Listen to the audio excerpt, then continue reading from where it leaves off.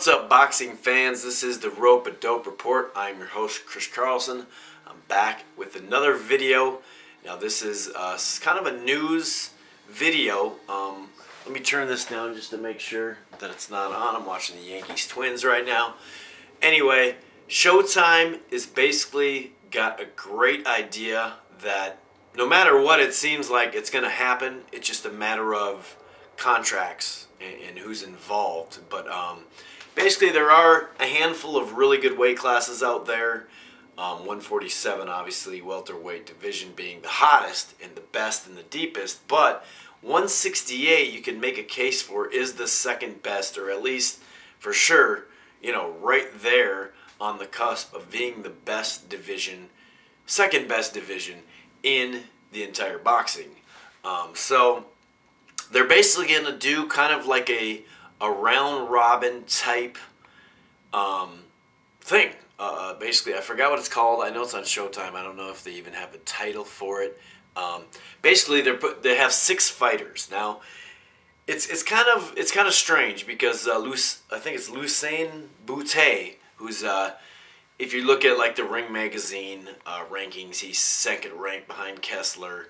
And he's right around there with Froch and a lot of those guys right there. Basically, since Calzaghe is out of the division, you know, if he fights again, it will be at light heavyweight anyway, even if, you know, he comes out of retirement. Basically, they're trying to find out who is the best at 168. So Showtime wants to put this thing together, which basically will last until, I believe, May 2011, if everything goes right. Now, you know, in theory, this is a great thing, and it's going to be a great thing. Like I said, there are some problems. Let me just name the people, okay, who's going to be in it. Now, Froch, Mikkel Kessler, and Arthur Abraham, they make up the European, you know, cross-the-pond fighters, those 3 fighters. Abraham is willing to... you know, he's going up to 168 no matter what if he couldn't get a PAVLIK fight. I don't know why him and Felix Sturm or whatever his name is haven't fought. I don't know if it's Felix's fault or whatever. They both are in Germany. You'd think that would be a huge fight, but it hasn't happened, and him and PAVLIK haven't been able to come together. Now, you know, there's speculation all over the place. PAVLIK doesn't want to go there, and I mean Germany when I say to fight Abraham. Abraham doesn't want to come to him. The money negotiations, whatever it is, they're not fighting right now.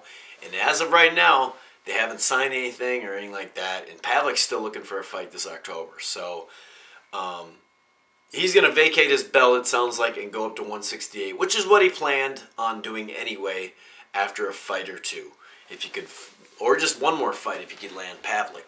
So, so that makes up that base. Now there's 3 fighters from America. There's 2 young guys, and one of them's Dirrel, and then the other one is Andre Ward, who actually Ward just came off a really good fight with Edison Miranda and showed that he's ready to step up to the big competition.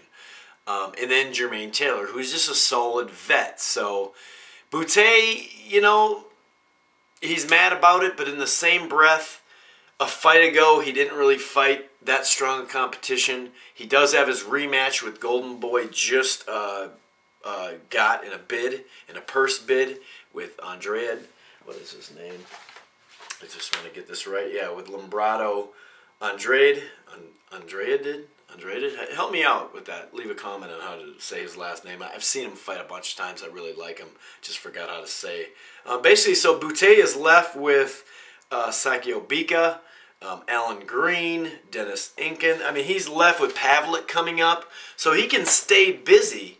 But supposedly, since he has a great fan base there in Montreal where he's been fighting, Bute... Now, this is supposed, so if Bute fans are out there, don't get mad at me. Supposedly, it is hard to negotiate a fair deal with him. But that's boxing, so he's not the only fighter that has that. But supposedly... people have been trying to land a fight. His own crowd called for a rematch of his last fight that had a weird ending. You know, he was beating the Mexican fighter the whole fight, and then the last handful of rounds he kind of wore down and got knocked down, and And some people think he got knocked out. But either way, it was warranted a rematch. It's going to happen sometime in September. You know, anyway, he's mad about it. Bute's mad about it. But he's young enough to where he can stay busy while these guys are fighting. And like I said, it's such a deep division that he should be okay.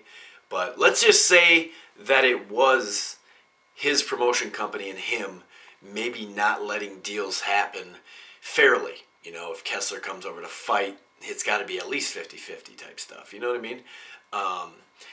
So it's speculation. I'm not saying anything, but I have heard that it is hard to make a fight with him, or at least his promotion company. So he's left out of the picture, and Kelly Pavlik's left out of the picture. Whatever, for whatever reason, it is what it is. But let's get to it, okay? This is how it's going to break down, okay? Basically, let's say like a young fighter, Andre Ward, could lose. Let me just check the time.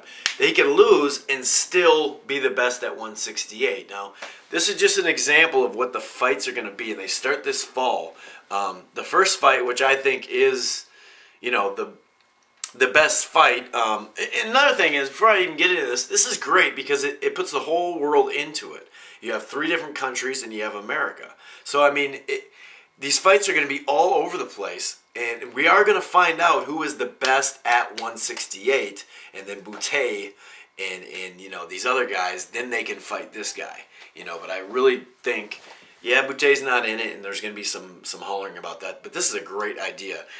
Basically, like the first round, October, November-ish time, Mikkel Kessler, and there has been some talk about Kessler not being in it, wanting to be in it, and actually Sutherland and Paulie something.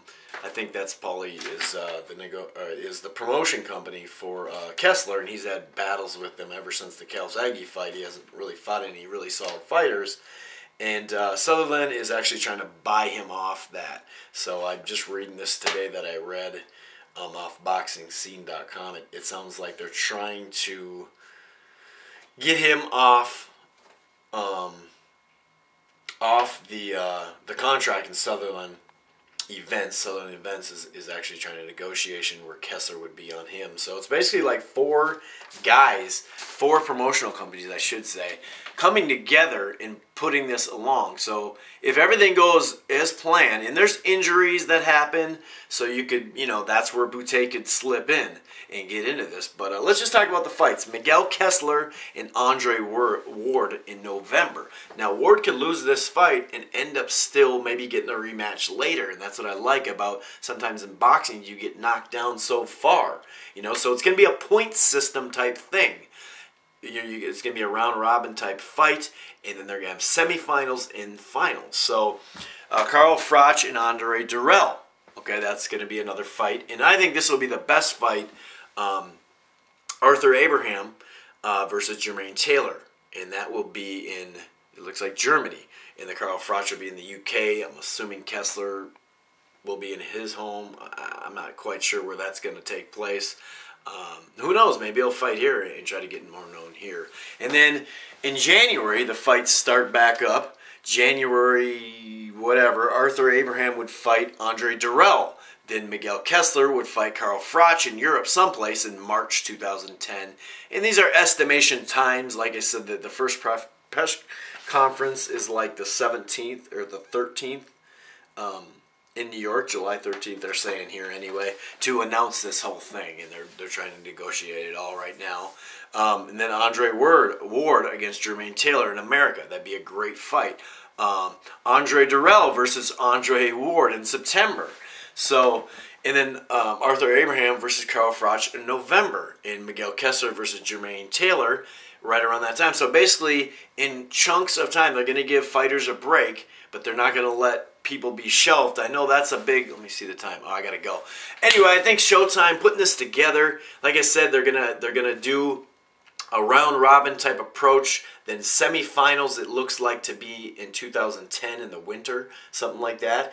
And then I believe May 2011 is going to be the championship fight. So I think it's a great idea, and I'll have predictions on all of this. But this is what boxing needs. And it would be cool if someone else came up with this. Or maybe Showtime, you know, with some littler divisions did this. Anyway, this has been the Rope and Dope Report. I'm your host, Chris Carlson. Peace.